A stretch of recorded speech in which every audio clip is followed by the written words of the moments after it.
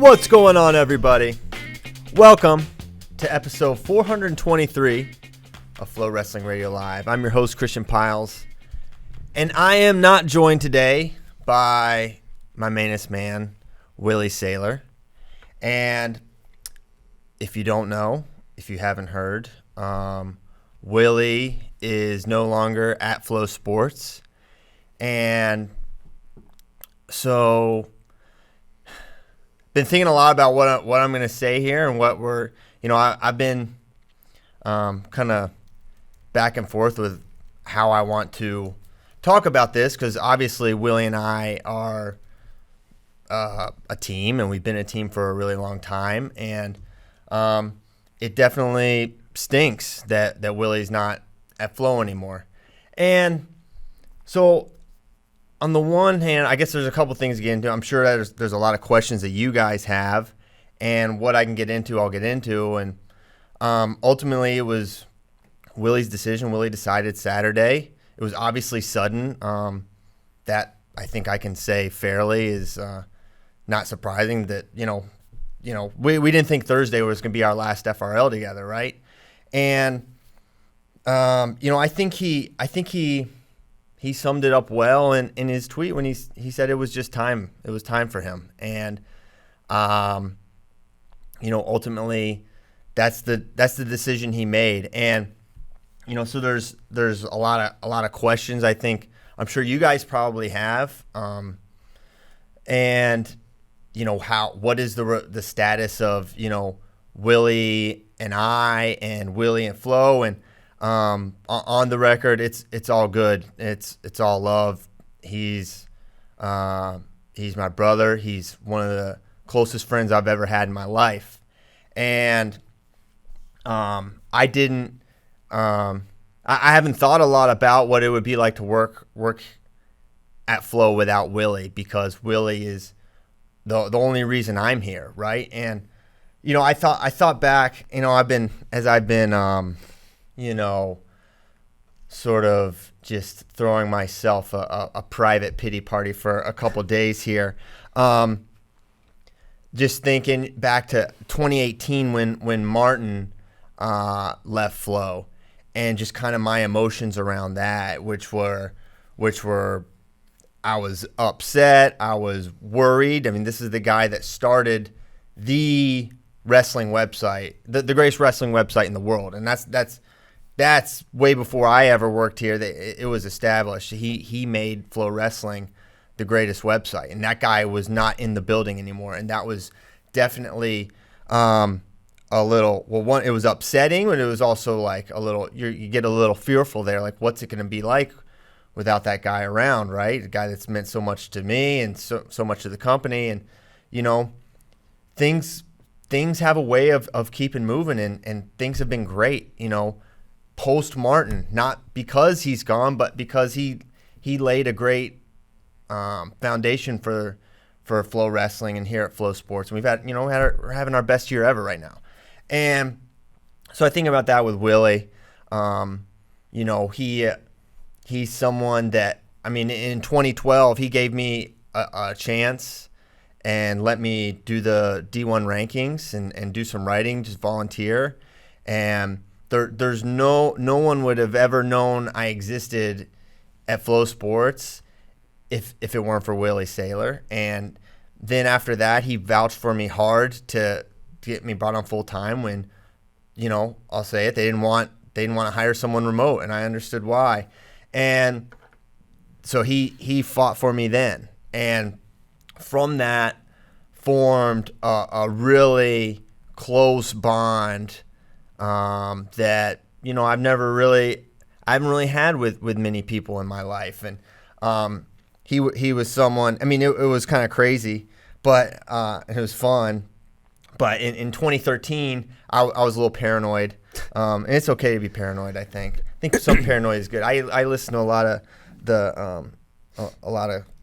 of people I've respected a lot have issues with paranoia, but I was paranoid, and so I was like, I'm never gonna let me not being around, not being in Texas be a thing. So I would stay on a Skype call with Willie all day long, I would call if I get up in the morning, and I call him when he got into the office, and I would just stay on his computer all day long. We would talk all day long and joke, and you can imagine what that would be like if you've listened to FRL, you probably know. Yeah, and you could probably extrapolate that even further, right? It's just two guys that love wrestling and have really weird senses of humor, and he's taking me from conference room to conference room, just like this floating head on his screen at all times. And so from that, it was really, it was a close friendship. So between Willie and I, it's nothing changes. We're great friends, and what the future holds for Willie is for Willie to let y'all know. I think obviously I think he's a super talented guy, and I'm gonna miss him here. And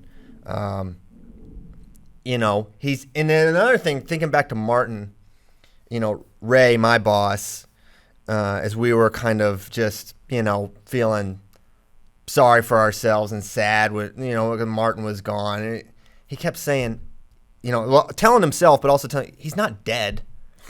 Martin's not dead. He's fine. He's 10 miles away in Austin, Texas. Willie's not dead either. So it's not some big super sad thing. It's really it'll be as far as Flo's concerned, I feel similarly. It's going to be kind of like it was with Martin. It's a transition period, but everything's going to be fine. And to those that say FRL and FloWrestling will never be the same, I'll say you're exactly right. Okay, did that. To my left, Daniel Roy Lobdell Jr. Hello, Nomad. Hello. To my right, David. I don't know your middle name yet. It's Douglas. Double D Bray? Double D Bray. Double D Bray. Yeah. Wow. So many Brazier jokes. They're really. At least your last name's not Dylan Duncan. A lot of bra jokes. Yep. Okay. People got to see the birth certificate to get those jokes from me. May you grant me a minute or two on William as well? I'll allow it. So, similar to CP, right? Willie had a huge role in bringing me onto Flo and taught me a lot of things, and I will always have those things in my head, and I will hopefully be able to carry on for Willie in whatever ways that I can in the company and all the good things that he did. And I've been working the phones a lot, talking with a lot of people, and as CP said, FRL and FloWrestling and FloSports will never be the same, but it will still be great because we still have a lot of people here that care a great deal about wrestling. And one day I'm going to be gone, and CP's going to be gone, and Bray's going to be gone, and we're just going to keep this train moving because we love wrestling, and we know you guys love wrestling. And Willie loved wrestling too, and that's why he was such a huge part of this company, and we're going to miss him. Still not dead. Still not dead. I think every time we say something dramatic, we have to say that he's not dead. Contractually, so we don't spread fear. But yes, Willie's not dead. Okay. Now, what a time! What a time to leave. It's time to be alive. So, a lot happened. It was the opening weekend of D1 wrestling, chock full, so much juice. But before the action even started, we had a super juicy piece of news drop with the announced intentions of Kerkvliet to transfer. He's in the transfer portal. He was the #1 recruit in the class of 2019, and he was at Ohio State, and now he's leaving. And, it was a little prophetic by one of our question askers, actually the actual Cannibal won, which, again, we typically do not like to glorify the cannibals, but when you ask a good question's a good question, no matter the source. So actual Cannibal 1 was like, hey, would he potentially leave now? Snyder left. Now, I honestly don't think that the Kerkvliet departure has anything to do with Kyle Snyder. I truly believe that. I think this was in the works for an extended period of time, potentially. That's my That's my guess. That's my thought. That's not reporting. That's just what I think, right? So I don't think. And if he ends up at Penn State, I don't even which I think a lot of people think is going to happen, and I don't disagree. I thought he was going there before he announced he was going to Ohio State. So if he went to Penn State, I would not be surprised. But I don't think it's just the Snyder effect there either. But obviously a big domino for whoever gets him, right? Maybe he looks at Minnesota again with Gable's status, if nothing else, in question right now. I don't know. But, thoughts, David, on the Kerkvliet departure? Well, I mean, Kerkvliet has had a hard time making up his mind all along, right? I mean, he's committed now 3 times, decommitted now 3 times, and in the middle of all that, spent a year at the Olympic Training Center. I mean, the guy has really been all over the place, and so I think it's not surprising when a guy like that who's really kind of explored all options and he's thought about all these programs at a high level decommits. I mean, he's seen it all. Like there aren't a ton of probably other recruits who have been that sought after and have probably seen the inner workings of all these programs at with a great deal of depth. But Kerkvliet has. And I mean, it's shocking, but when you take a step back from that initial shock, it's really maybe not all that surprising. Yeah. Yeah, and like we kind of said in the last show, again, it is still, even if you see signs or you hear things, it's still hard to predict. Like, it's still hard to predict publicly that a kid's going to transfer, right? Because then you're kind of calling things into question. As Bray said, when you move around that much, I think one of the good things for Kerkvliet is, my understanding is he has to either finish out the semester or finish out the school year at Ohio State. Oh, really? Right. Not awkward. Sure. Sup, coach? So, Hey, guys. so hopefully that gives him some time to kind of be with himself or be with his family or, his mentors, and kind of give thought to where he wants to go next, and then be able to sell himself there. I agree that Penn State is an option, be it for Snyder, be it for the fact that he wants to be part of a winning program, be it that he sees himself fitting well in their lineup.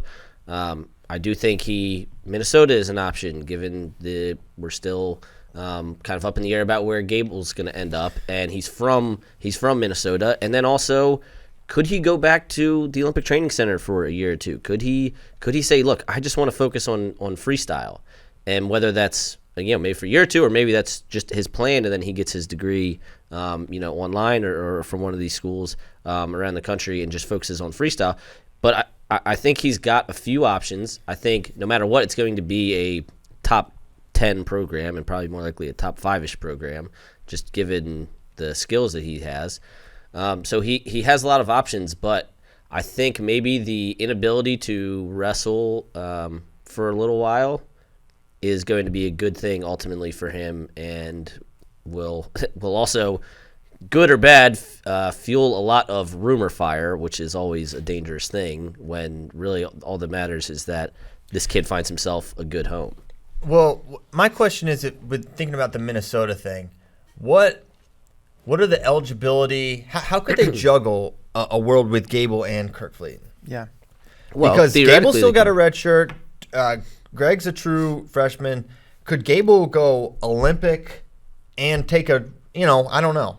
Well, so that's the thing, and that's where all of the stuff gets confusing with me about the eligibility of Kerkvliet, because, again, the thing I keep hearing, whether it's one semester or one school year, he has to finish out some level of academic obligations at Ohio State. Mm-hmm. However, you have Olympic red shirt for him, so he could theoretically say, Greg. Yeah. So Greg and Gable could both Olympic. Right. I'm focusing on Greg right here, but he could theoretically say, okay, this is my Olympic red shirt, then eat a regular red shirt if a Big Ten to Big Ten transfer happens and they say, hey, you do have to sit a year. So he could potentially not lose a year at all, and potentially allow, whoever is at whatever school he goes to maybe finish out their eligibility, with the example of Penn State, if he were to end up there, Kassar supposedly has 2 years back, right? Could go Olympic redshirt this year, regular redshirt next year. Kassar could finish out 2 straight years. Mm-hmm. With Gable, again, it's a matter of if he's able to return, then yeah, they could juggle Olympic redshirt and regular redshirt, possibly for both of them. Or could Kerkvliet go down? I don't see how that's the last time. No, I know the last time I saw him, he's getting bigger. I know the last time we saw him, he looked huge. So that is an extreme possibility. But I think Gable's got a better shot at 97 than Kerkvliet. You think so? Yeah, yeah. That is the only other way that I could imagine both of them being able to be on the same roster. Yeah. I think it is more so likely if Kerkvliet goes back to Minnesota, it would be if Gable's no longer eligible to wrestle. Or, I tell you what, where you don't have to worry about juggling nothing is Oklahoma State. Yeah. You go there. I mean, he secondarily committed. Secondarily. Before he tertiarily. The tertiary commitment to Ohio State. Yeah. What's after tertiary? Everyone loves to say tertiary. Oh, Sounds man, great. What is after tertiary? Something quad related, but I don't think there is one. No, we're going to find this out. We'll break it. Break it live on the air here. But yeah, Oklahoma State has a real need for quaternary. Quadrenary, yeah. That's going to be tough. It just doesn't roll off the tongue like tertiary. No. But if if Kerkvliet was able to go to Oklahoma State, that would solve a huge need for the Cowboys. I don't know if that ship has sailed on either side there, but I mean, I think he'd fit great. I think stylistically he fits great too. Just so their track record with athletic heavyweights and upper weights is really strong there at Oklahoma State. Of course, there's also Penn State, which is like the ultimate track record. So that is the main question for me with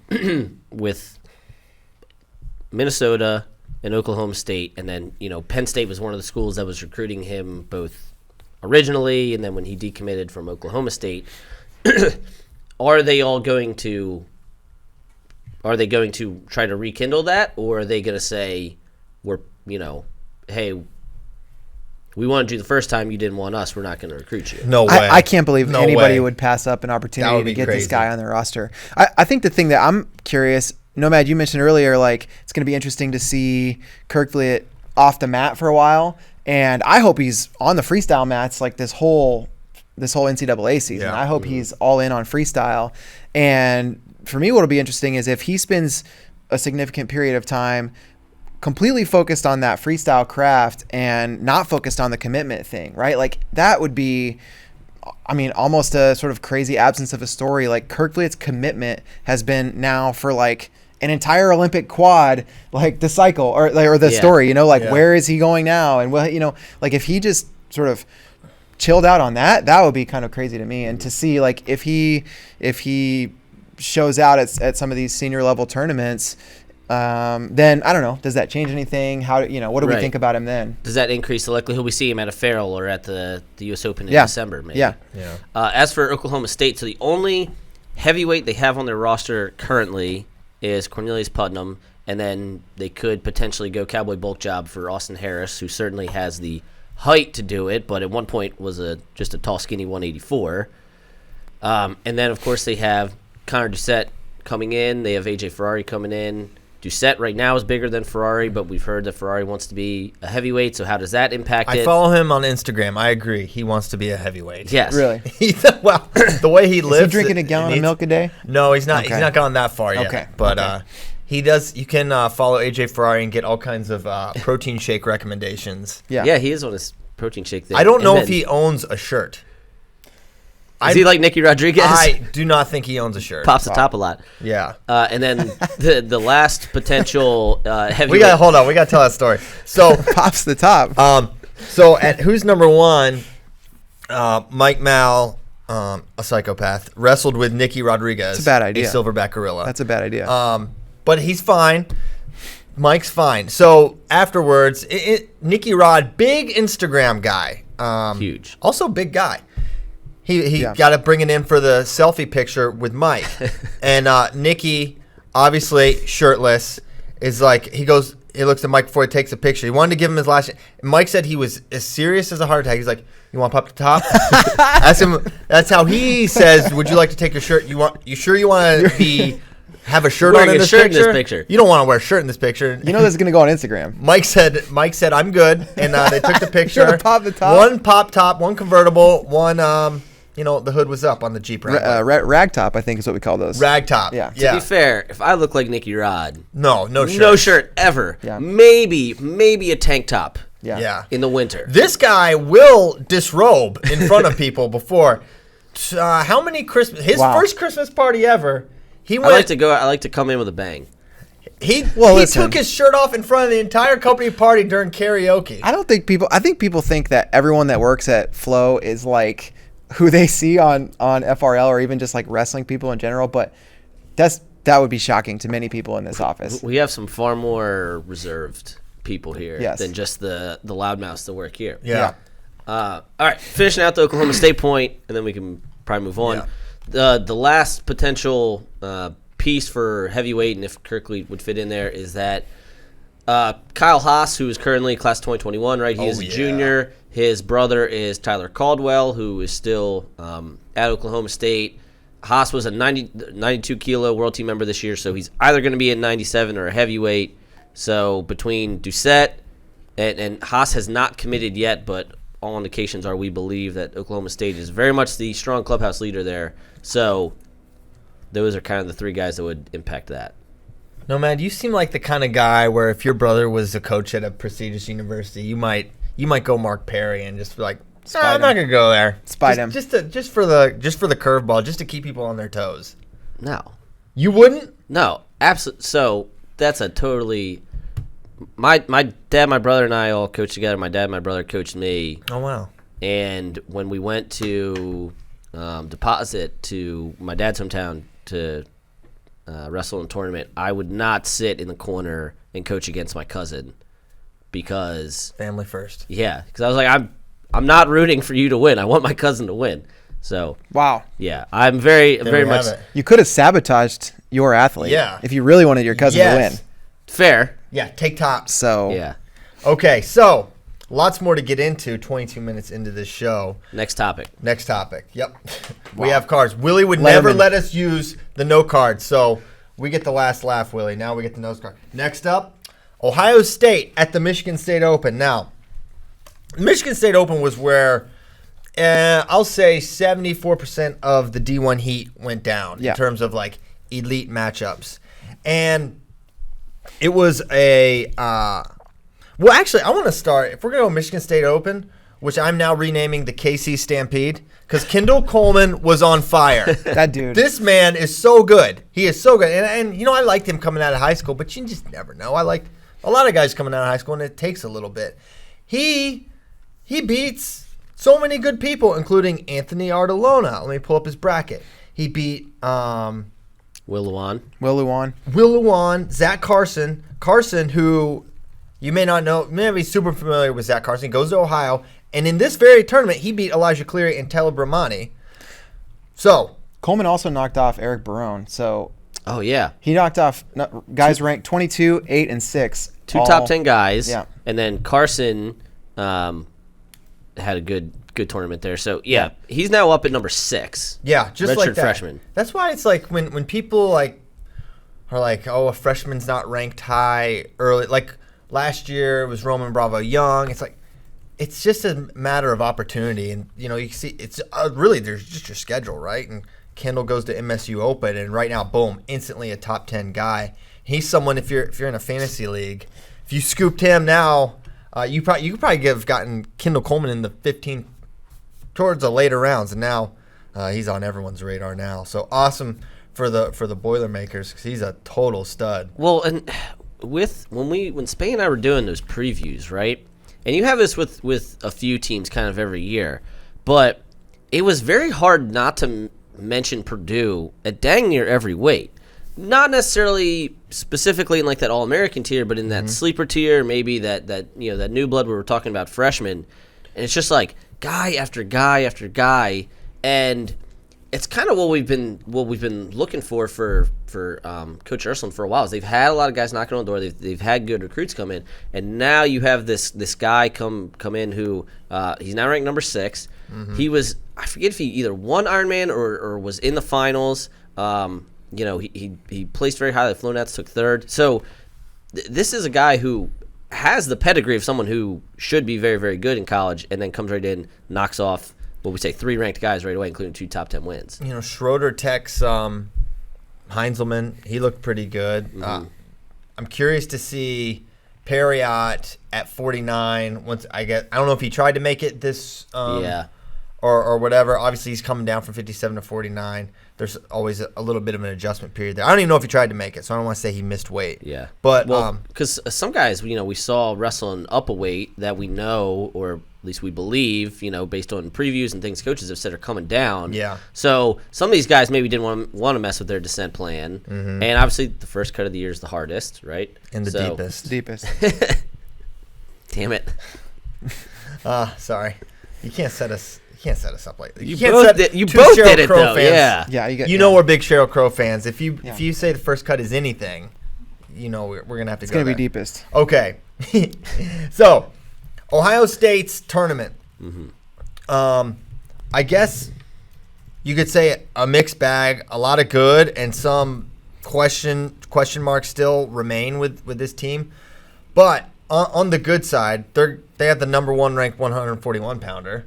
With Luke Pletcher. Yeah. Pletcher takes out Demas in, I guess, a rankings upset, but I think if you polled the United States of America previously, most people would not know who either of these guys are. But the people that know wrestling would say 50-50 probably, and maybe favor slight edge to Pletcher. Mm-hmm. So Pletcher's now number 1. He beat Dom Demas in overtime. I think it was tiebreakers. And we've been saying 41 is definitely a pretty wide open weight, although I do still think that Nick Lee's going to have the I think he was your preseason pick. He was my preseason pick to win NCAAs. And even though Pletcher's now number 1, I view Nick Lee as the guy to beat, and I won't call Pletcher a favorite until he goes through that guy. I just think he's got a lot of more ways to score. But, he's lost matches as well in the past, so it's definitely an open weight. I think it's just hard to call anyone a favorite in that weight, right? I think it's kind of if you did a poll, it would be, unless just because the sheer majority of Penn State fans, but it would be more of a plurality as opposed to majority of people, just because all those guys are kind of tightly grouped together. And even Pletcher's win, right? It was in overtime, so it wasn't as though he blew him out. But for another thing for Pletcher, if you looked at like advanced stats, right, in other sports, you have margin victory and like Pythagorean win-loss, where you kind of based on I'm about to explain it. Pythagorean win-loss. So let me explain it. A squared Willie, plus help B me squared. out. Willie. Side angle side. You take points for, points against, and you go, you have a theorem, you go, okay, this is what the projected record would be. For a guy who is a 2-time All-American, based on his bonus rate and his margin of victory, you might not necessarily assume that. Now, Pletcher's been winning like that since he was, in Tulsa, but I think that 8 pounds got his legs under him because he ripped his way through to the finals, got 4 bonus point wins. This is a guy who, less than 20% of his wins in college are bonus point wins.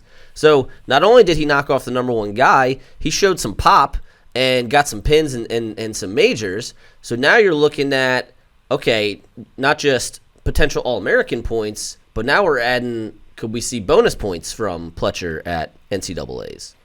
And I think, kind of evaluating Ohio State's performance as a team overall, like a result like that at one weight class goes a long, long way, especially this year when the 1 and 2 ranked teams seem like they're so far ahead of the pack that like 3 through 10 is going to be totally in the margins. Like could be anybody. So if you've got a guy at 141 Pletcher that you think you can count on for big points, that's huge. Like that is absolutely enormous in this whole team race. And I think it's a good point that extra 8 pounds maybe puts him in a position to maybe do more damage in terms of bonus points.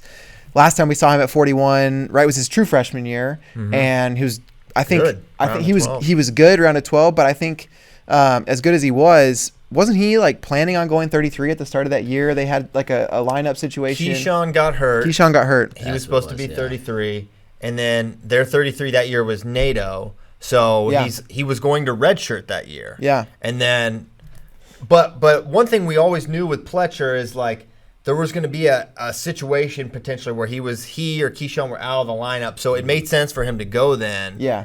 That year. So he went and was really solid at 41. I never thought he'd move up again. I just thought he was stuck really. at 30. No, the 41. I never figured he was a particularly big guy, but clearly it's been helpful for him. And I feel like lost in the Michigan State Open, everyone, and deservedly so, was talking about Sasso. That's why I kind of wanted to start with Pletcher. Yeah. But we do need to get to one Sammy Sasso. Man. Because, listen, I think we all thought he would be really, really good this year. I think he's my preseason pick to win it. Mm-hmm. But to see him be a bonus machine at this point in the year, but this point in his career, really surprised me. And maybe I didn't, as he was running through this bracket, I was like, okay, yeah, wow, he's getting a lot of pins, getting a lot of texts. This guy's pretty good. And then he proceeds to tech Kanan Storr, who, one, Kanan Storr is good. Two, he's wrestled Kanan Storr many times. He has lost to Kanan Storr. He has beaten Kanan Storr extremely close matches. Kanan Storr has not regressed or become something else, like a guy that's just fallen off as he got into college. He's been a super solid guy. Kanan Storr beat Mason Smith at this tournament, right? He beat Keyshawn Hayes at this tournament. He's on the level. Yeah. Very good wrestler, Kanan Storr. It wasn't like a bad thing. Then 19-4. Sammy runs wild on him. And that's part of the thing with tournaments too, because when you see an upset or, at least rankings-wise upset or something maybe surprising happens, and it's a dual meet, you go, all right, well, what's going on? Well, right. Well, did the guy have a bad cut? Was he sick? But then when you see it in the finals of a tournament, you go, all right, well, Storr was there the rest of the day, and I think Kanan is one of those guys who's kind of a baseline, right? Like a win over him, you kind of can see you're at a certain level, right? Storr is in that 7 to 10 range, I think, at 149 if you were to wrestle this year, if you weren't Olympic redshirting. And so now you go, all right, well, we got Sasso number 5, and he's been a blue chip his whole career, but now we have very strong data to back up this guy's absolutely on the level, and it's only one weekend, but it's very hard not to overreact when you see something like a tech of a guy in an All-American type position. Yeah, of a guy that beat Keyshawn Hayes and Mason Smith at that tournament that day. And then he goes and gets tech. So Sasso is a bonus machine. I want to see him against a guy that's going to push him for 7 minutes.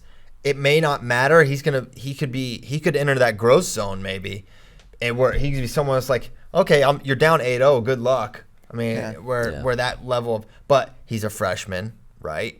But it's pretty rare to see a freshman. It's not rare to see a freshman come out and win early. It is rare to see them come out and dominate elite wrestlers early. There's not a strong, that does not happen often, right? Yeah. And we've seen some generational talents the last few years, especially with the Penn State guys and Spencer Lee at Iowa.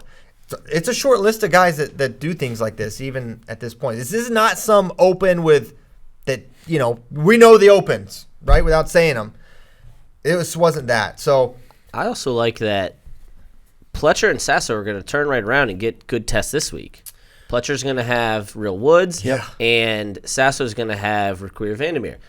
Both of those Ohio State guys are going to be favored in those matches, but those are ranked guys. Those are guys that Stanford's going to have prepared. So you're going to have a quick turnaround and go, okay, you had that high, you had that experience, but now you got to come right back and back it up again. I'm so pumped. I'm going to that. It's going to be awesome. Oh, yeah, you are going to the opening of the Kerkvliet Center. Yeah, baby. I'm really excited for that. So that was 41-49. I don't know what the take-a-palooza is with Sasso other than, oh, my gosh. Yeah, I mean, I think every week we'll know a little bit more, right? Like, if he goes out and does the same thing to Riquir Vandermeer this weekend, then it's like, oh, wow, this might be what we're dealing with. Yeah. So, thinking of other weights. So, 25, we think Decatur's coming down to 125 pounds. I don't know what his descent plan is, but... So you made this mention sometime last week on FRL. I can't remember the episode. And we saw Heinzelman compete unattached, which he still has a red shirt available. Kinner was at 33, which was the thing that you said would happen. And Kinner looked good, right? He got fourth. He had a close one with Philippi. So you feel kind of good about Kinner being on a certain level. And yeah, that's the thing. Again, with the descent plan, we got to figure out, are we gonna maybe see Decatur this week at against Stanford, or how long is it going to be to take him to get down to 125? If we do see him this week against Stanford, that'd be fun, right? Like that'd Townsville, be Decatur? Yeah, Gabe Townsville. Oh my gosh. I like that. Yeah. Someone's getting pinned. It just has to happen. There's no way they go 7 minutes without pinning each other. Seems likely. It should be first to 5 pins. Townsville versus Decatur. I like that. That's a good rule set. Over the weekend, we were watching wrestling and talking about Heinzelman, wondering how he would look this season. And Heinzelman, like when he had that semi against Drew Hildebrandt, was like, okay, it was kind of like circle this match. Like this is the next sort of tier of guy that we have to see Heinzelman beat. Mm-hmm. And so, I was wondering, like, if he wins that, if he goes on and wins the tournament, are we maybe not having this conversation? Yeah. Or, does that – so I do kind of wonder if Heinzelman's results this weekend maybe force Ohio State's hands a little bit with Decatur. Yeah, a little. It could be that. Another interesting thing with 25, not to shift off of – there was a lot of really good guys at this bracket. Yeah. Yes. So Kolioko is someone that you had as a preseason All-American, yep. as did, I think, Willie. Felt very comfortable about it. I feel good. I felt good about it, too. And not that he did bad. He lost 3-2 to Brock Hudkins, and this is a true freshman, right? This is not a redshirt freshman. He's at Penn. Mm-hmm. So he lost to Brock Hudkins, who's good now at Indiana, and he lost to Schroeder 4-3. So he's right there in these matches. He beat some dudes.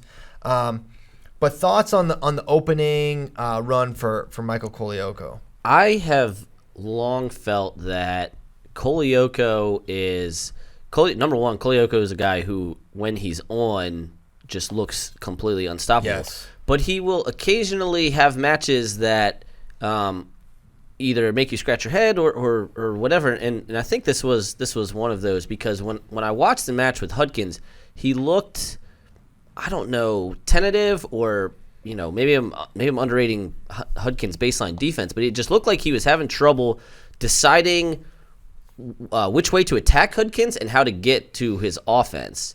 And so I don't know if that's true freshman growing pains, or if Hudkins is Hudkins is a senior, right, that's been around the game a long time.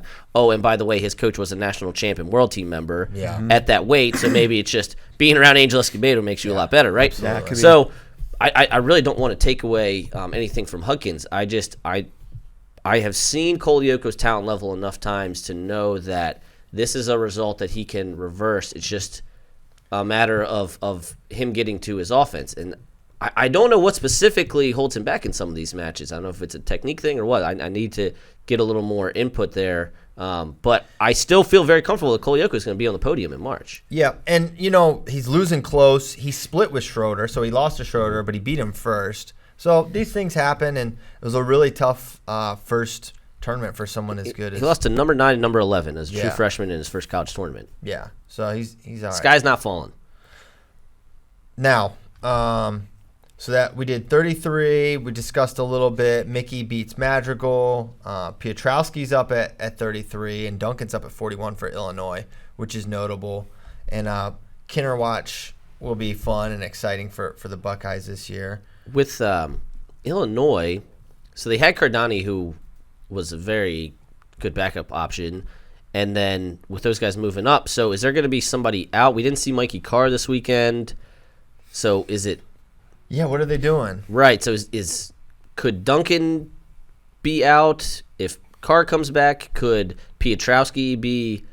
Look, Piotrowski... Are they all descending, maybe? Right, could they all be on descent? I didn't see the weigh-in sheet, so... Why wouldn't Carr just go 49, potentially? That's right, that's another thing. Could Carr be working his way up? That would be my guess. We didn't see him at all, so some interesting lineup decisions there. And then, of course, for Illinois, they had Lucas Bird he was in the finals of the freshman-sophomore division at 133. So Bird looked maybe putting on some weight, or maybe they're saying don't cut weight your freshman year, because it looks like he's going to be redshirting. Yeah, so we expected. I think a team like Illinois, they need to find those guys in the lineup. They can't have Duncan and Carr battling out a spot. They need to get their the horses they have. They need to have out there. Yeah, they don't need to have Musa Jota losing in the first round to a man named Trevor Chumley. which is what happened at the MSU Open. That is what happened. He got chumlied. He got chumlied. We already talked about the KC Stampede, which was 157, which had a lot of guys in it. I mean, I tell you what, really good tournament. Artelona loses to Coleman. Excited to watch Anthony this year up a weight. Yeah, I really like that move up for him. Yeah. For Ohio State, not amazing showings from Cleary or Maddox, but you have to assume help's on the way with Keyshawn. But Keyshawn injury defaulted. He did, but he'll be back. He's okay. He's okay. Nothing. And poor guy, he's been out for a while with injury up to this point. That's why he didn't wrestle off Sasso. But he'll be back. Okay. Sounds like everything's going to be fine there. And then at 65, Carson Karchler is going to make them make a decision, right? It's at the time, it's like super close. But so Ethan Smith lost to Reese Hughes in the very first round. Now, to Smith's credit, he wrestled all the way back for third, which is always a great side. Yeah. He beat Lezak, Jacob. I was like, wow, Lezak up at 65. Keller. Not surprised. Surprising. Not surprised. Not a horrible cut, but, he still had to do it. He beat Wenzel, and then I don't think there was a match for third with Bronigo based on what the bracket says. I think you run into some like match limits on these 1 day mega opens. But so Smith wrestled back, so he didn't do horrible. He just didn't do as good as his teammate Carson Karchler, who beat Cam Amin, who I think we all are high on, and then he was another one. I was kind of surprised to see him up at 65. I thought he was going to be a 57, kind of based on where he was in high school. But yeah, with Smith, it's if he had lost first round and then not wrestled back, right, then you'd be really concerned, or not concerned in the sense that they still have another option there. But then it's like, all right, we want to see it. So you saw the fight back out of him to wrestle back for third, and then Karchler, it was a weird weight because you saw this a couple times. What was with the med forfeits in the semis? Did you guys get anything from coaches on that? Because I saw a few of them, and I just wasn't sure if they were actual injuries or just coaches saying, hey, we're here to wrestle 3 matches and then we're done. You see that. You see that on occasion because Wenzel forfeited out of the tournament. I just think everyone's just so cautious at this time of year. So 65, Karchler, I mean, he's who we thought he was. And they're going to have a decision. But, Ethan Smith, he's going to have Shane Griffith Sunday. And that's a test. He beats Shane Griffith, and all of a sudden it's like, wow. Yeah. It's great. I hope we see that. Oh, I that hope match? they pull him in there. Oh, or you want sorry, Karchler? I want Karchler in there. Oh, I want to see Karchler in that match. Okay. That's what I want. They're not going to do it. I don't think. You never know. But yeah, you're right. If Ethan Smith wins that match on Sunday, then now maybe he's the guy. I don't think, because if you pull Karchler, you have made a final decision at your weight in the second week of the season. Ethan Smith's maybe too good for making that decision right now. For right now. Yeah. I think if Karchler continues, and what if he goes to Midlands and does amazing there, wins it, or places second? I know Marinelli will be there and probably some other good guys, but if he does that, then yeah, it's not as though they had a guy go 0-2. Yes, their guy got third. This is not a hole in their lineup. Yeah. And they know what they have. And I wonder if it's a little bit adjusting to the weight. Right, he was a 74 all last year. He was at 82 in high school. Yeah, I always throw that out. I know, those just guys, not that he was a big 82. Just wasn't he in Maryland? He hasn't been getting himself down to that weight. Yeah. Mm-hmm. How much weight do the guys cut in Maryland when they're like ranked second in the country? There's not going to be a lot. It's a fair point. You're going mega crab cakes at that situation. 74. Double up. 74. Caleb Romero wins it. He lost his wrestle off to Rocky Jordan. Rocky. Which, man, for me, I'm crazy high on Rocky coming. I've always been high on the Jordan family in general, and typically that works out. It's worked out well for you. Yeah. But Rocky lost 17-7 to Anthony Mantanona, who is capable of anything. It's no shame giving up 17 to Mantanona, but a lot of guys find a way to win the match when that happens. Yeah, sometimes you'll put up 22, but Mantanona and. You say, oh, wow. When that happened, I was like, holy cow, Mantanona's like, got it. Then he lost to DJ Shannon 7-2. Yeah. Who lost to Caleb Romero 4-2. So, all right, well, I don't even know what this means. A lot of weird stuff there. So, again, getting back to the med forfeit thing, right? Leidy med forfeits to DJ Shannon in the quarters. Joey Gunther med forfeits to Romero in the quarters. So, we didn't get to see those matches. DJ Shannon, a guy who was a Super 32 finalist, was committed to a school that changed their coach, so then spent a year at the Olympic Training Center, now at Illinois, looking pretty dang good so far. I mean, I would assume they keep DJ Shannon in a red shirt because they have Gunther. Dadke Bradke's favorite wrestler, Joey Gunther. By the way, Yeah, we forgot. Oh, yeah, we should probably I mention had a that. whole plan. I had a whole yeah. plan. Pull it up. Look at this. Oh, Check it wow. out. Baby Brackey, that is Hayden Thomas Brackey. I had such a better plan to go from Willie straight to Circle of Life. Our buddy, Stephen Kyle Brackey, now a father to a healthy boy. It was Saturday. It was truly the Circle of Life because Willie quit Saturday, and this sweet baby boy, Hayden Thomas Brackey, 8 pounds flat, which I feel like is a great sign for a wrestler if you come in at One weight. .00. Yeah. He made it. He didn't cut too much out of it. I know that always drives Brock Height crazy when he sees the guys come in half a pound under. They cut their water out wrong, so he did it right.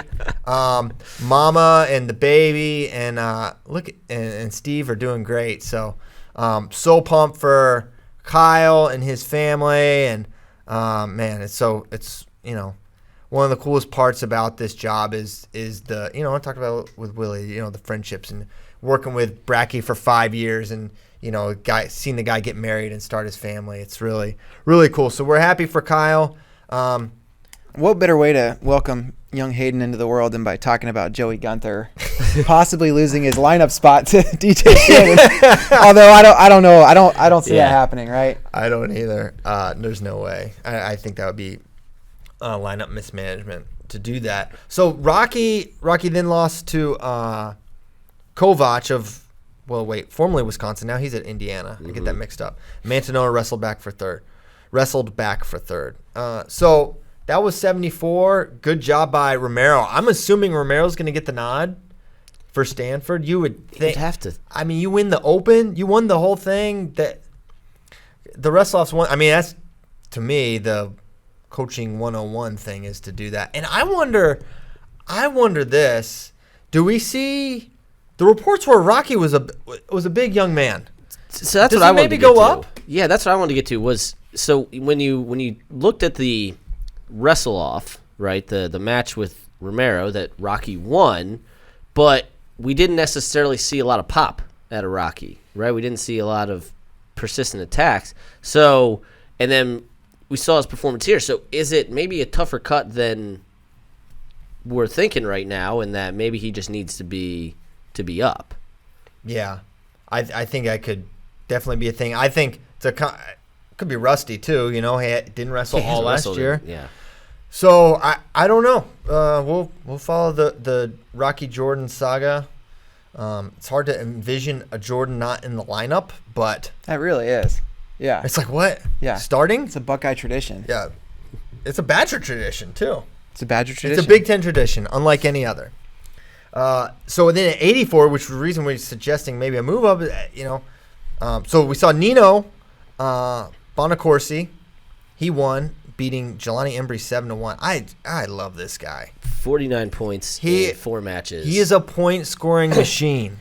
Yeah, I think if you followed in high school, everyone knew how good he was. And then last year he had a really solid showing, just missing the podium. And now I think this year he's going to be in the mix because, a lot cleared out. There's no more Miles Martin. And, man, he is just such a stud. Cleared out.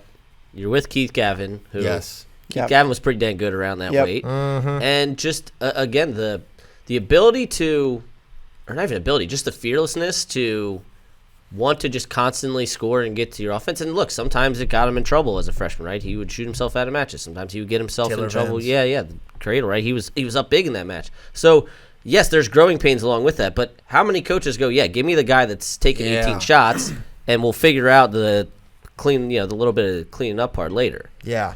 I think that's exactly what we're going to have with Nino this year. I think Zahid is Zahid, and he's it's kind of like with Gross. It's like, it's Gross and everyone else at 33, in my opinion. It's Zahid and everyone else at 84, in my opinion, and Ben Darmstadt.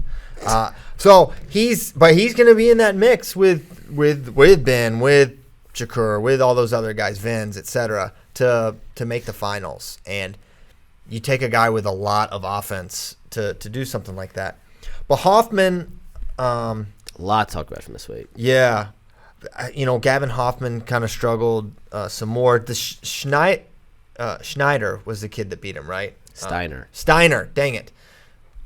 He wasn't in this bracket Yeah. as far as I could tell. So I don't know what that means for 184 for the Buckeyes. Was he down at? Let me check the. But I'm wondering if Gavin is just a 97 and that's just maybe the. Although he was 84 last year and it was okay, so I don't know. He was 84 last year. He is very tall. He is a 6'1", so maybe. No, 6'1". Spay was saying. All right, Spay. Spay was saying he is at the same height as Spay. Man, okay. I don't know. Is Space 6'1"? I think so. Oh yeah, Spay's All right. Spay's a big unit.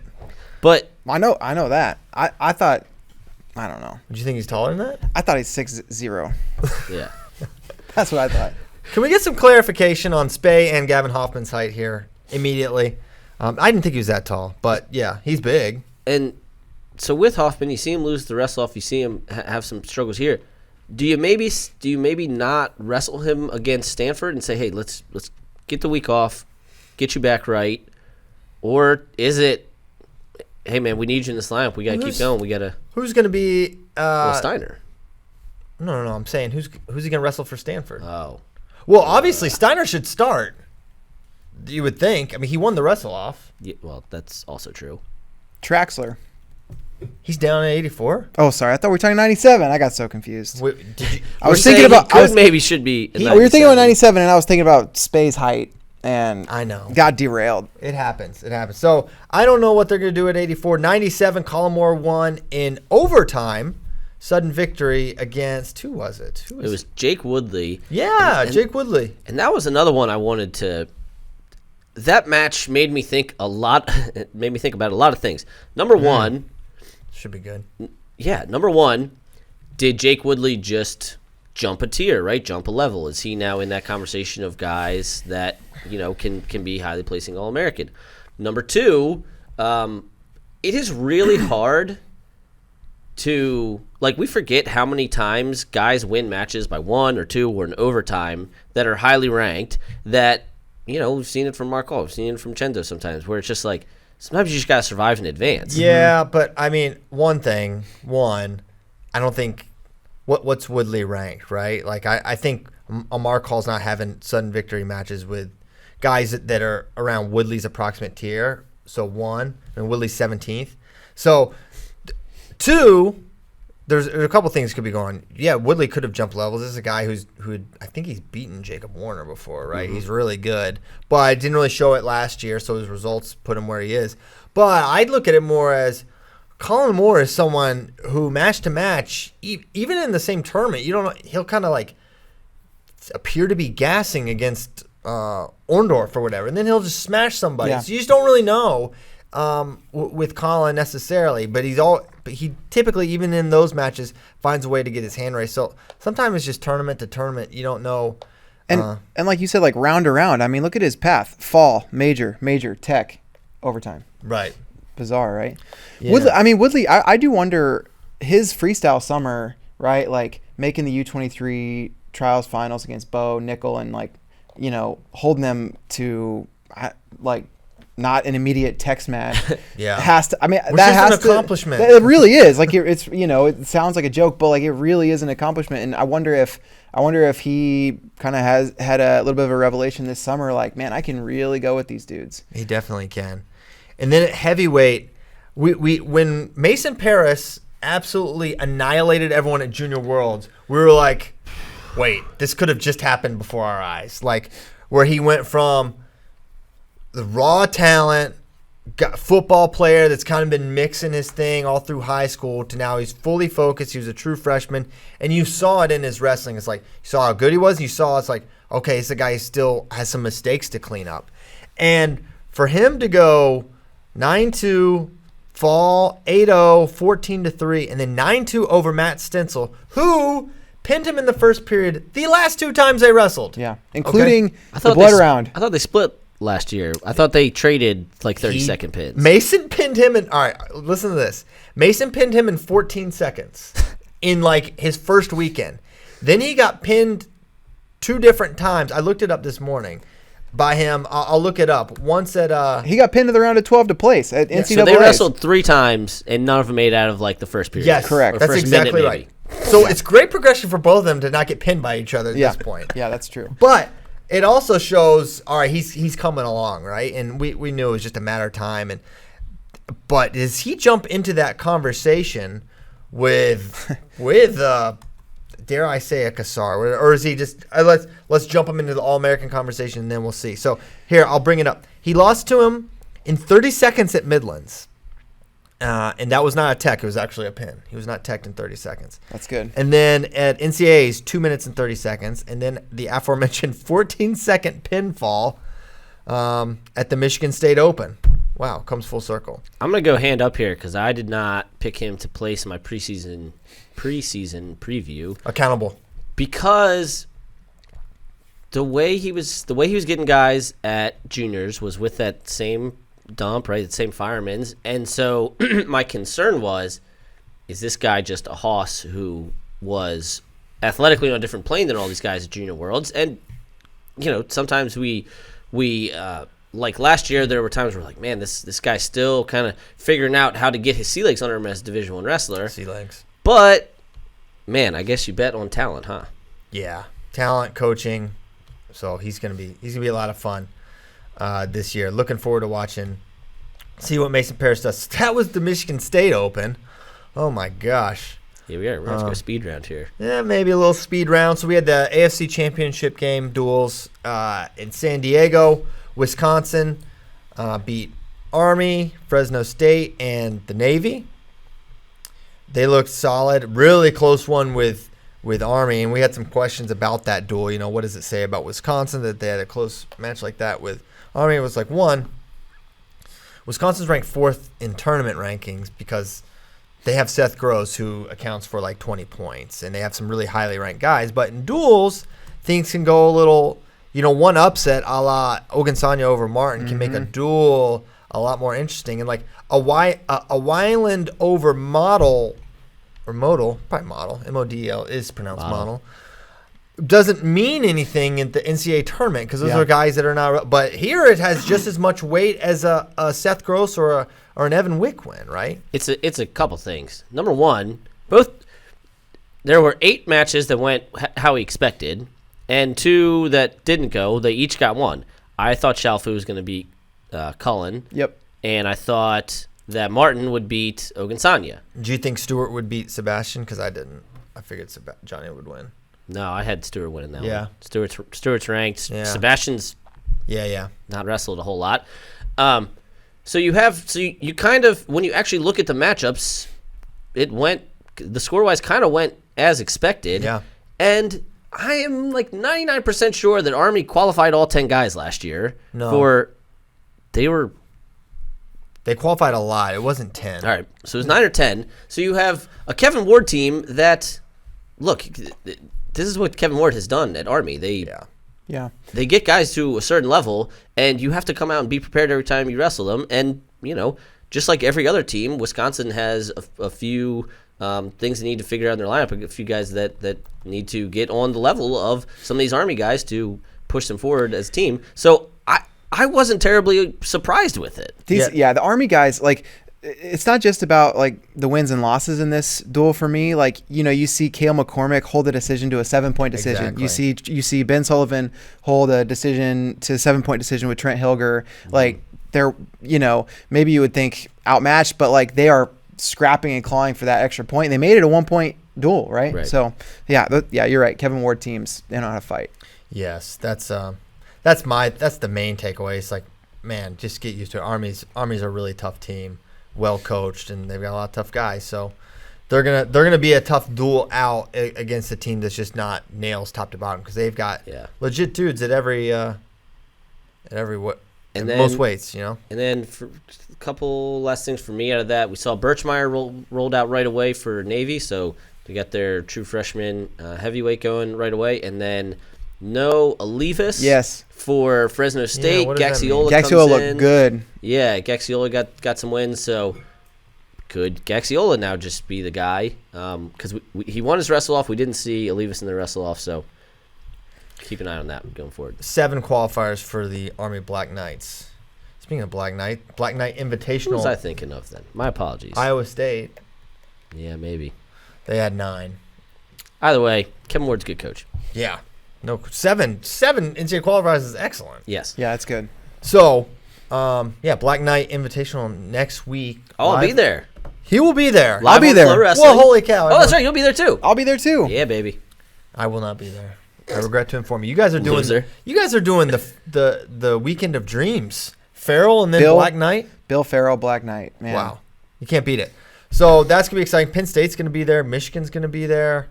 Can we see Kassar Paris? Oh. Sign me up.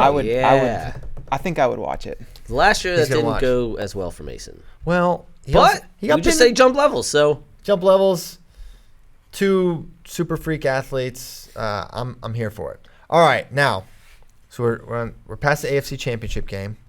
Mm-hmm. Now what? Other relevant duels. I guess we should go to your old home, Man. Laradice. Yeah. The Wyoming Cowboy Open, where the biggest result, in my opinion, I think probably inarguably, was Therius Robeson taking out Montori Bridges. Really close match.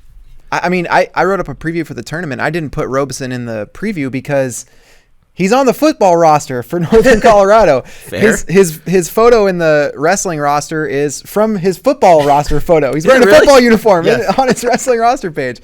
And so I thought two He missed things. picture day. Yeah. I thought one, if he's on a football sideline somewhere, he's obviously not going to be at the Cowboy Open. And 2, if he's been playing football, how on earth will he make 133 pounds? But he did make 133, and he was at the Cowboy Open, and man, he looked really, really good. He looked good. I like him.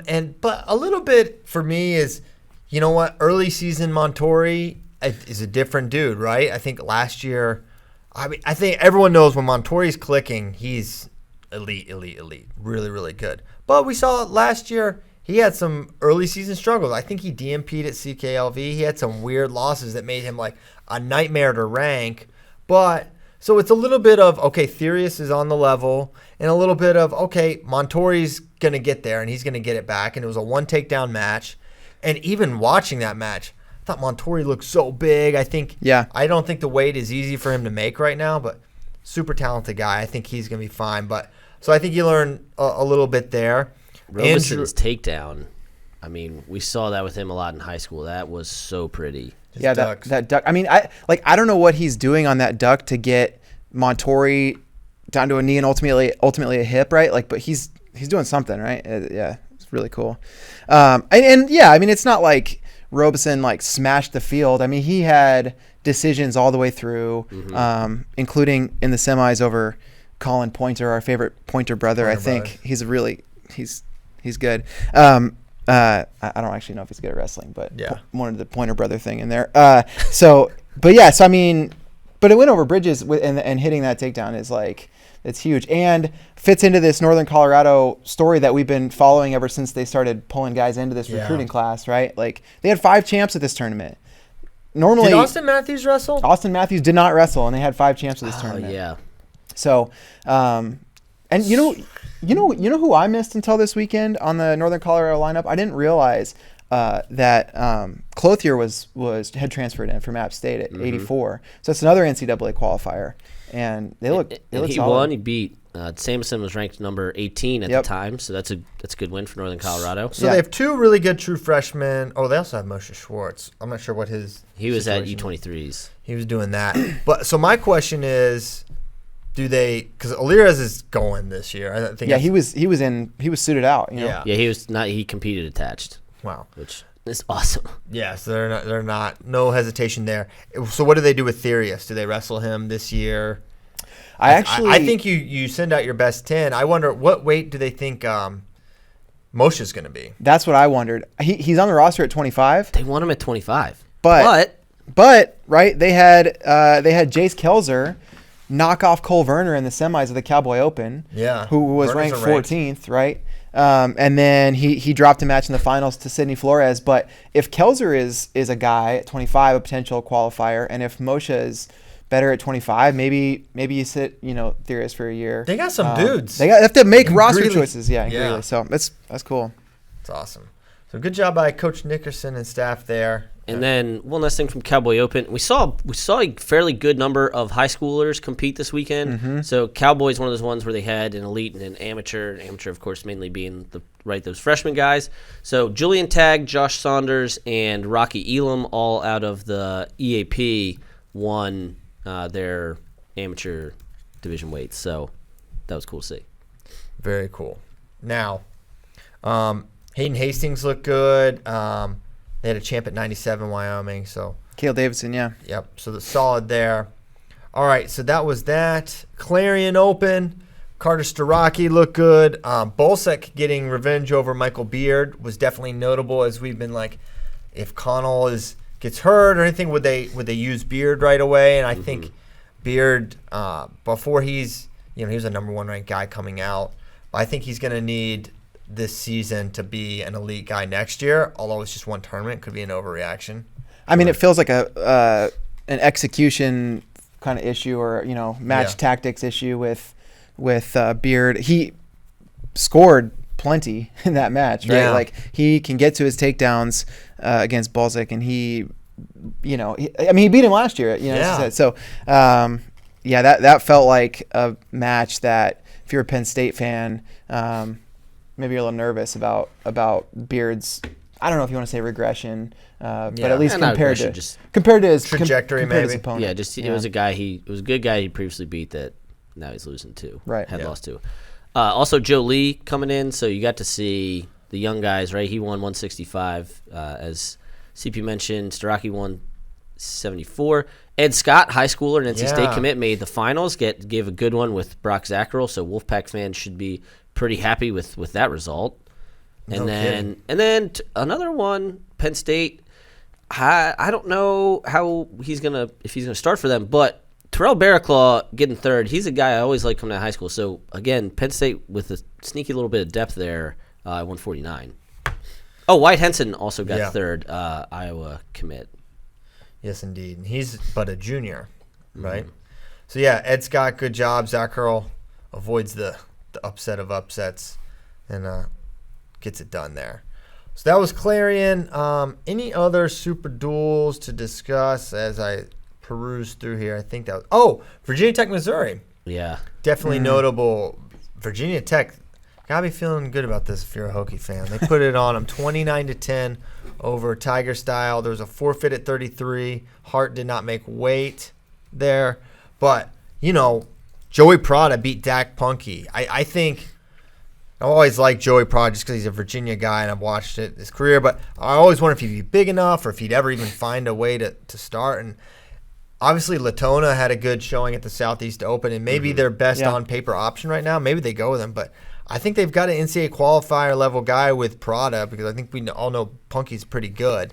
So to see him get that win, you got to be feeling – you do have to be feeling good about that. Mm-hmm. For Missouri, and I don't want to make excuses for them, apparently they had a nightmare travel day. Really? That was approximately 19 hours long. They didn't get in until like 2 in the morning. Oh, wow. And lost their bags and had to... I saw something about that. I saw Brian Smith's tweet. Yeah. They had to go to Walmart and just buy the Fruit of the Loom sweats. Yeah. So by no means taking anything away from Virginia Tech, but these are the things sometimes you have to deal with as a college program on your travel, right? There's delays all over the country. So tough sledding there for Missouri, and then Hart, you wonder if it was related to the travel or just, it's tough weight cut for him because he made weight the next day and made the finals of the Southeast Open. I think they got a pound there, so just maybe something to keep an eye on in the Tigers lineup. Christian, if your dad would have been making that trip, he would have had no trouble because 19 hours is nothing. Is nothing, and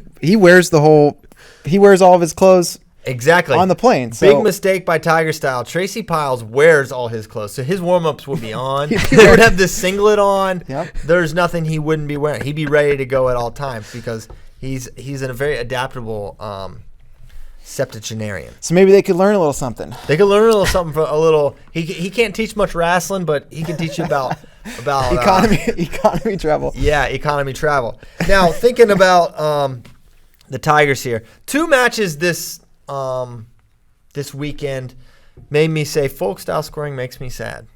One was Russell Rolfing, Brayton Lee. Folks outscoring makes me sad there because Brayton 4 takedowns to 1. I mean, he was just. That was such a goofy match. But that's and then but that's Rolfing though, right? He's goofy. That Rolfing will get you in those kinds of matches. That was a classic sleeper freshman upset loss match that Brayton Lee avoided. Yeah. So I give a lot of credit for Brayton finding a way to win. And he kept shooting. I was like, oh, boy, he's going right into the wheelhouse. But I think being head outside so much on those left side high crotches kind of played away from where Russell was really good. And then the other one that made me sad was Bolin over Wisman. Bolin kind of dominated that match. I don't know if you got to see it or not, but he was dominating the takedown margin. But it ended up being a 10-9 win for Bolin. But the guy that I believe wrestled the best won both matches. But Hunter Bolin looked good. I think Connor Flynn is a guy. He had a great Southeast Open. The prophecy fulfilled a couple years late, but it's happening with him.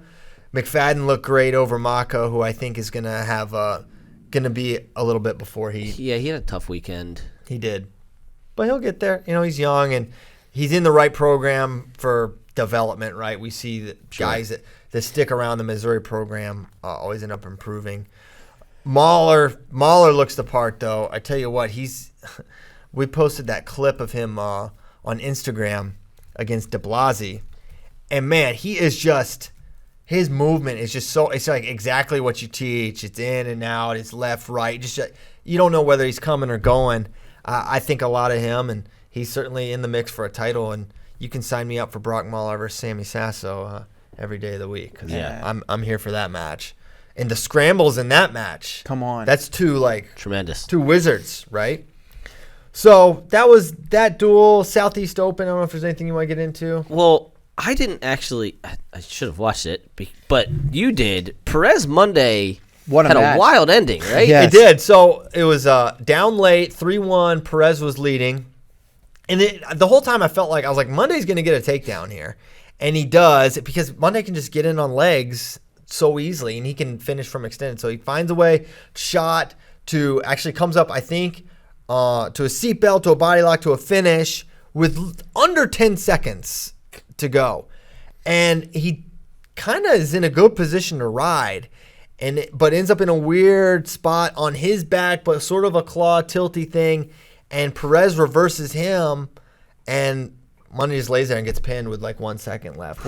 I'm seriously wondering. I don't think he would have, but it was kind of like questionable if Monday was getting swipes, so it could have been a scenario where Monday got swipes, got reversed. It could have been an overtime match. I don't know that would have happened, but it was that kind of a crazy ending. But Perez looked the part for sure.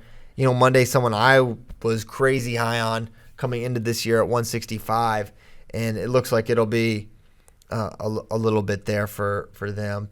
But yeah, it's good to see him back, and he looks pretty much where he was. Last year I think everyone was really excited about him, and then almost had to put out an Amber Alert when he disappeared. What happened to this guy? Somebody abducted him or what?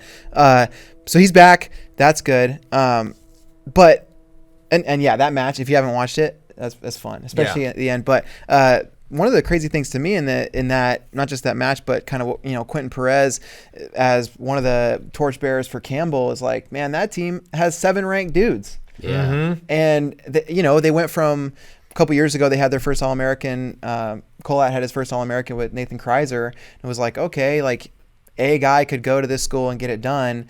And now they have a lineup full of guys that are tough outs. Hand up again on my part. I hate when I write a preview and I'm hemming and hawing about a guy and whether I should put him in or not.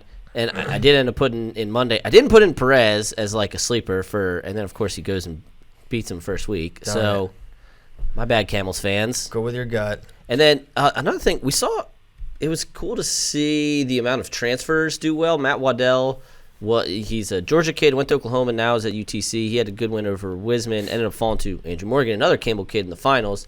So just some interesting results for some transfers. Clothier, Waddell. Hudkins. So that's kind of the little things that you may miss on opening weekend. Yeah, there was obviously a lot, and that was just one weekend. No, not even a full slate of stuff. Not every team is even wrestled yet, right? And that's one of the interesting things. It's like we have so many thoughts about Ohio State and what they did in their wrestle-offs, and they sent basically their whole team to this Open. It's like Iowa and Penn State. Who knows where they're at right now? Yeah. We figure they're going to be really good because they are every single year. But it's like they have the benefit of they haven't had to put out anything at this point, right? We haven't had to see. So there is a little bit of that. It's like, well, we don't know where Penn State is. We don't know where Iowa is. I think we'll find out the next weekend where exactly both those teams are, and I think we'll think they're the two best. But there is a little bit of that. Well, it's really early. Now, it is early for everyone, as I was reminded of when I said that earlier this weekend. So, what? You want to just close out with a couple Princeton Open and Rutgers quad thoughts, and then we'll get to Q some Fs? I love talking quads. Dude, go for it. So, Rutgers quad. First of all, Rutgers, just no red shirts necessary for anyone. Is JoJo Aragona going to win a title? There are some people in the greater New Jersey area that think it's a possibility. Dude, speaking of, like, he's a sensation. Times when maybe the score system doesn't explain the action as well as it could. JoJo Aragona is going to lead the NCAA in mat returns this year. I think he lets the guys to his feet just so he can spike them on the mat. Yeah, we're starting to counter. It's unbelievable. And if he could wrestle every match on that stage at Beat the Streets, he would have dudes in the crowd on a regular basis. Yeah, box jumps. Yes. Thinking of quads, imagine his quads after box jumping onto the That's a great point. onto the stage. Yeah, a lot of people don't think about that. So you have him go, you have Jackson Turley go, you have Sammy Alvarez go, that are all true freshmen. Then Malcolm Robinson goes, and Janzer and Leitner. So I think it was 6 or 7 true redshirt freshmen right out of the gate for Rutgers. One that was odd. So Robinson lost the wrestle off to Aguilar. We saw him. He took a tough loss to Centenary, and then Aguilar wrestled the next day at the Princeton Open. We expect Aguilar to be their guy. I'm completely shocked that Malcolm Robinson is able to make 125 pounds. He was a 32, 38 all his time for his last couple of years in high school. Is he a redshirt freshman? Yes. Okay. So you might, as we're on Suriano Watch 2K19, if he comes back, you would think, or here's what I'm saying. Alvarez is a true freshman, right? Right, but they burned his red shirt. He's burned. It's on fire. Mm-hmm. I saw the shirt. Incinerated. There's nothing left. So if Suriano is to come back, they probably wouldn't have pulled Alvarez's red shirt if they thought he was coming back or coming back at 33. But Robinson, they got to send someone at 25, and Robinson's got to use his year one way or the other. So if he's going to come back down at 125, that kind of makes a little more sense. And Aguilar's also a redshirt freshman. Right. So they're gonna start. They already used their red shirt. Exactly. So we'll Suriano Watch. We don't know what he's doing, but Rutgers is putting out a squad. They're wrestling their best lineup, and if Suriano comes back, that's obviously going to enhance it. And I don't know if there's much to make of JoJo Aragona at this point, but I do think he's in that top 15 class right now, and I think he could be a top 10, top 8 kind of guy. Right? He did what he had to do on opening weekend, right? He looked in control of his matches. I have thought, since he was number 1 last year and now seeing it again, look, JoJo will probably take losses, and he's not going to come out and be number 1 right away. But he's going to be a guy that you're going to have to deal with the entire season that very much can be in that quarterfinals, round of 12, coming in. And, again, with the mat returns, with the confidence on his feet, he's a guy that's going to be in the mix. And he wanted to wrestle right away. Mm-hmm. And so sometimes with these redshirt situations, it's not just are they the best guy or not. It's, I'm chomping at the bit. Let's go. Let's roll me out right away while I still got this. I'm full of piss and vinegar. Wow. A lot of P&V reference. Okay. And then, so I mentioned Aguilar at Princeton Open. Glory wins 23, or 25. Lane wins 33. Matt Casimir looked awesome. Bo Bartlett wrestled, as well as Joey Zargo and John Poznansky. So a few guys there. And Monday beats Josh Humphreys, loses to Jesse Della Vecchia. And then Finger Lakes. Chris Foca's dad goes undefeated on the day in the corner. Foca Jacob Cardenas and Luis Fernandez all win their weights for Finger Lakes. So Cornell is going to be a handful whenever all their guys start coming back. And is Mr. Foca perhaps on the short list for the most coveted D1 coaching prospects? I hope so. So he's got to be on the short list. And are the Finger Lakes now the toughest lakes Oh, in the whole country? they could be. The They have Great to be. Lakes. As I far do, as I do love Mr. Foca, though. That guy is just a bunch. no one loves wrestling dads like Nomad loves wrestling dads. Go watch the. He knows all the wrestling dads' names. Go watch the Fargo, I think it was quarterfinal, where Mike Mal did a mic'd up with him. Did he wrestle Plot? Yeah, I think it was Chris Foca versus Dustin Plot. Yeah. Incredible stuff. Okay, so that's Nomad's dad hour. Now, did we do this? I think we covered week 1 as best we can, right? It's a lot, We did it. There was a lot. but we had to get through it. We had to. Now, the long-standing segment. We've got friends. They have questions. It's time for questions from friends. Question from David Welchel. What are the potential impacts to the RTC system if Kerkvliet follows Snyder to State College? I think there is no impact on the RTC. Yeah. It's just a transfer. So I don't think it's anything that serious or big. It's, guys transfer. But I mean, I think the question is interesting from the perspective that it might cause a lot of people to complain about it, like fans. That the RTC is creating even more of this like juggernaut in State College. But I don't know that it necessarily has anything to do with that. But you can see people worrying that if Penn State, if Nittany Lion RTC has enough resources to pull in an Olympic champion like Kyle Snyder, then that could stack the deck recruiting wise for them even more. I don't think it's the case, but I could see where people would worry about that. Yeah. Next question, Ben Randolph. Ooh. This is a we'll come back to it because which is the next program to get their first national champ? Now, I don't know every school that doesn't have a national champion. Yeah, I screwed up a couple years ago when Bryce Meredith was on the level. Because you forgot about Dick Bollinger. I forgot about Dick Bollinger in 1960. Yeah. I didn't. Being Wyoming's first national champ. Yeah. So, therefore, we need to get back to you on first. We need to assemble the list of who's never had a national champion. Then we can talk about because who comes to mind, right? Like has Princeton had one? All these teams, these Ivy teams, I just figure in like 1924, Sure. they had a national champion, right? Like I go to Cornell and it's just like, oh my, they're What if it's Andrew Alirez at Northern Colorado? oh baby. So Northern Colorado's definitely not had a Division I national Yeah, they were champion. D2 for a long time, but yeah. So it could be Alirez and UNC for sure. Yeah, we need to do That's as good an option as any without us doing any research. Has UVA had a national champion? I feel like they've had Garland was a finalist, but I don't know if they've had a champ. That is a good question. Maybe in the late 40s they had a. I know that Mueller is, because I looked this up in their media guide, Mueller is going to be likely their third 3-time All-American after Sulzer and Heinrich. So, yeah, I don't think they've had a champ. So it could be, if Mueller finds a way to win, although Spencer Lee exists, so going to be tough. Yeah, I don't know. We'll come back to you on that one. Great question, Ben Randolph. We would love to give a better answer, but it requires us knowing every single team that does not have a national champion. Yeah. Okay. Stephen, the surgeon Merrill. Well, I don't know if he's an actual surgeon or his avatar is a shirtless picture with tattoos. So I'm thinking that is a MMA name reference. Yeah, you don't typically pop the top for surgery. I think it's against the law. It might be. It might be.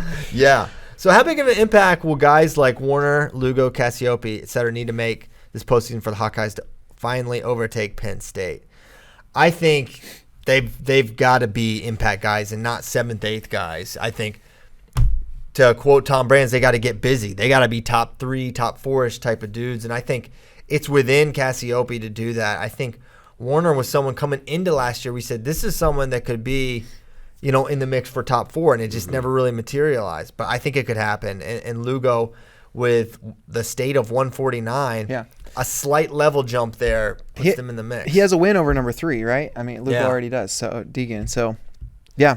This is something we were having a good debate about. I can't remember if it was this weekend or last week in a meeting about the kind of what I perceive as the evolution, and I think it's something we should maybe revisit. The evolution of how you accrue team points at NCAAs and how you look at designing a championship or a trophy team roster, because the story for Penn State for the last several years has been, well, when you have this many finalists and you walk in with this perceived number of points, it's a lot more comfortable than with what they just brought up with Iowa or any number of teams where, yeah, this guy can make the finals, but they could also be round of 12. Okay. So that's Iowa. We'll see. I think they need that, and they need their big 3 to be a big 3, right? They need what? I just looked at the next question, which I'd love to read verbatim. Oh, okay, go ahead. Eric Heyman says, serious belief that Iowa can beat PSY this year? Yeah. What are the swing weights? I don't know. Maybe like a psychic matchup? Is that what they're... How good is PSY? PSI. Maybe he means pounds per square inch. Maybe. No, I think we know that. How is Dadke and the family doing? They're doing great, as far as I know. I don't know when we'll see Steve and Kyle back, but he you can thank him right now for putting FRL on. If you're watching this on Facebook, Twitter, or YouTube, you can thank Steve and Kyle Bradkey, aka Dadke, because he still did that. He's always on it, even though he doesn't need to be. How do you think Anthony Robles would have done in senior freestyle wrestling had he decided to keep wrestling? I have no idea. There's another thing we were talking about this weekend. Oh, really? Yeah. I always kind of wondered. It's like, the guy, well, one, they can't penalize him for wrestling on his knee. That was the debate. How do you officiate this guy's matches? Although technically maybe they could, because it's not like he is unable to be upright. Yeah. It was. He's kind of in a tough spot. Yeah. It's tough, right? Yeah, Nomad and I were talking this weekend. When I was back in Northwest Iowa, we had a kid who coached in a club, and he went on and wrestled in college, named Preston Hobelheinrich. He had both of his legs amputated below the knees. Really tough kid, but we would take him to freestyle tournaments, and the officials were often like, how do I call this, right? Like it's a tough thing to call. I've wondered this question a lot. It's really hard to envision how that happens, but I don't know. I think he could have been. I think he could have been good. I think just the way he had to figure out a style for folk style. I think there's something he could have figured out in freestyle with his dump. I mean, a lot. You have to remember, the guy wasn't just a turning machine. He got on top. Yeah. Right. Yeah. He took people down. He dumped people. What? Would he have been how would he have done a clinch? Okay. Well, I think that was his era. That's right? Yeah, it was. Technically, yeah. How would he have done a freaking clinch? That's a great point. It would not have gone well. Okay, but now, I'm thinking modern era. Fair. Yeah, great point. Yeah, the clinch, that's I'm going to say he couldn't have done all that well. I'm saying current era, he would have been on the ladder. With number one falling week 1, that would be hard for him too. With number one falling week 1, 41, how wide open is it? I don't think it's as wide open as people think. I think there's a short list of dudes that can win it, and I think it's the big 3 probably, right? What? Okay. Now I want to define wide open to me for national title means like 8 guys can win it. Yeah. Well, okay. And I don't think it's wide open. I think it is open. I think it is ajar. Door ajar. If you're in your car right now, the door's ajar. You need to shut the door. Yeah. Okay. So I'll say, man, now I'm looking at it. Pletcher Demas Lee, yes. Chad Redd, yes. Caden G. Feller, yes. Grant Leith, Mitch McKee, I'll say, and Tariq Wilson, yes. Yeah. Okay, it's re-wide opened. Yeah. I've re-wide opened it. You say it's door ajar. I say the 4-ways are on. The van doors have slid all the way back. Yep. And the kids are in danger. I also need to know what's going on with Iowa at 41. Yeah. Santo, Teasdale, Murin. Well, I don't know. They're doing wrestle-offs like in 2 days at Iowa State or Iowa, and we'll see who wrestles. Yeah. What they do with Gavin. Tom Brand says we'll see Gavin the 17th, which to me is that I don't know what that means. We'll find out the 17th. 41, not only could a lot of guys win, but I mean, so much of that's going to come down to that bracket. I feel like once we see the matchups, we'll maybe have a better idea. But like, a guy like Kyle Shoup, if he gets in the right place in the bracket, he could turn everybody, right? A guy like Dom Demas, he can launch almost anybody except for maybe Luke Pletcher, whose chest never comes more than 18 inches off the mat, right? Like, so it's that I feel like is going to be a weight class where if I could look at the bracket, I think I would have a little bit better sense of how it could go. But just looking at this batch of guys, it's pretty tough. Yeah. Right now, count me as doors ajar. It is the same top 3 that Spay mentioned in his preview. Pletcher, Demas, Lee. Yeah. Okay. I've changed my mind mid-show. It's wide open. Prove me wrong, numbers 4 through 12. Yeah. Okay. Seriously, prove me wrong. That would actually make for a very fun NCAA tournament. That'd be fun. Yeah, that'd be a blast. Thank you very much. Is Willie still my mainest man? Absolutely. How much Gable, a lot of Gable questions. I don't know. Don't know the status. I asked that, he's obviously didn't wrestle this week. Don't know when he'll be back. Active investigation thing, I think was the article that Internet said. So I don't know. I don't know the status. Obviously, we want to see Gable wrestling. That is when wrestling is better. We want to see that Kassar-Gable rivalry continue because it was great, but don't know the situation there at all. Okay, other questions here before we go. Let's think. Does Willie leaving mean he'll never try Casey's General Store pizza for real now without the peer pressure? He was never going to do it anyways. He was never going to do it. He had his chance. It's on you guys now. Yeah, you got a peer pressure. We had out of our opportunity. now. It's now on you guys. This is a callback when Nomad said that gut wrenches were going to be a thing. Mm-hmm. What wrestling move is going to be a thing this year in folk style D1? The Prophet. I have a thought, but I'm not going to say it. Do you have a thought? Yeah. Okay. I don't freaking know, man. There's so many more moves in folk style than there are in freestyle, sort of. Call me crazy. I'm going stand up. Wow. There's a bit of... I'm going all in. You're going to see it almost Switches, baby! Match. Switch season. I'm kind of with this one. You know where switches are becoming more and more... International. Freestyle. Yes. It's when you get in a neutral position and then bring it around town. I posted a clip. It was, I want to say, Shabanov against Yazdani. Yeah. You see it. Yeah, you see it a bunch. Chamizo's switch is it's right up there with yours, Nomad. It's up there. Wow. There's some details that Frank misses, but yeah, he's as far as switch potential goes, he does have a lot of switch. He has a little more hit. I'm bringing him in a couple weeks to clean things up. So, wow. Yeah. What? American Resources. Come on. Flow Sports Resources going to help in Chamizo. I won't stand for it. Wow. All right, we're gonna have to discuss this off air because that is not happening on my watch. So maybe we get Chamizo for a little content while he's here. Yeah, but maybe we should do that. Okay. You know what? That just made me really sad because now I'm thinking about Chamizo versus Burroughs, and now I'm thinking about the guys who are qualified for Olympic trials and when we're going to see them wrestle next because those are our best guys. Like Jordan Ernest. Yeah. Kyle Douglas. I have the cure for your sadness. We might not see Burroughs at 74 kilos, but next weekend we could see. Here we go. Mekhi Lewis, Jason Nolf, Bill Farrell, semis. Also Imar. Winner gets Imar.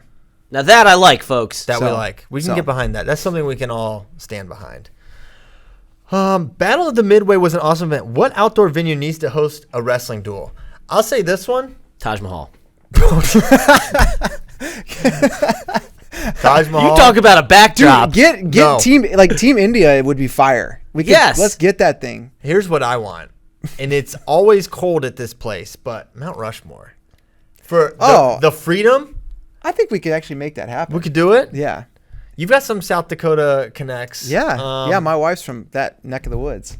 We'd have to do it on some sort. The terrain would be uneven. We got to figure out a These a are race all stage solvable situation. problems. No, they have at Mount Rushmore a stage, Like pre-made. an amphitheater, a stage. Yes, let's do it. But okay, can you see Pre-made? What other kind of stage would it be? Well, like the ones at Final X they make. Oh yeah. But so it's an amphitheater. So is there an overhang in the background that would preclude the fans from seeing the great? No. They thought of that. They thought of that. Okay. Yeah. Rustum Borglum was no fool when he came up with the idea of Mount Rushmore. Now, This could be fun. What about in and around, or not in, but near and around geysers? wow. High stakes. The step out. The step out never mattered more. so we build a heat-proof stage and mat. Push-outs are wow. I can't wait for the false start call because not the whistle but the geyser goes off. Yeah. The guy jumps does a quick Geyser stand up. call, guys. It was the geyser over there. Can you imagine the guy hitting the quick stand up and then pointing at the geyser erupting as blame? Wow. So yeah, that's a good one. And we already know that nobody loves alliterative names like the wrestling community loves it. Mm-hmm. We can have the Rumble at Rushmore. Mm-hmm. It's already made. The Rumble at Rushmore. Yeah, there's a lot of R words you could use too. So, that's it for me. I love geyser, the grapple at the geyser. Yeah. And the tango at Taj Mahal. Tango Taj Mahal. Yeah. It's really easy to come up with. Okay. How about on a boat, a river boat traveling down the Mississippi? Okay. Okay. I don't know if that would technically be outside. You'd have to have because it's a pretty narrow river, right? It's not that narrow. So It's like a mile wide at Yeah. certain points. well, that's Yeah. narrow for a river. I don't know. It's like one of the widest rivers in I the don't know world. What are if you talking about? Yeah. I don't think so. It's not. It's not that narrow. That's not narrow. Okay. Last question here, and then we will depart. Russia didn't dominate gold medals in men's, and Japan didn't in women's U23. Hold up. Is that wrong? That's totally. Japan sure as hell dominated women. Yeah, it was. What's Pops Redfoot setting me up like this for? Did they have 10 medals? They had 10 medals, 7 of which were gold. Pops? That sounds a whole lot like I don't know what your definition of domination is. Wow. The standard. Imagine being Pops Redfoot's son. Wow. Imagine what that report card needs to look like. Wow. Pops set me up. I just assumed it was right. I'll be honest, and it's very obvious. I didn't follow the women's U23 or the final men's standings. I followed Bo and Kerkvliet and the guys. A perfect score now in international wrestling is 250 points, right? 10 weights, you get 25 for winning. They scored 230. Wow.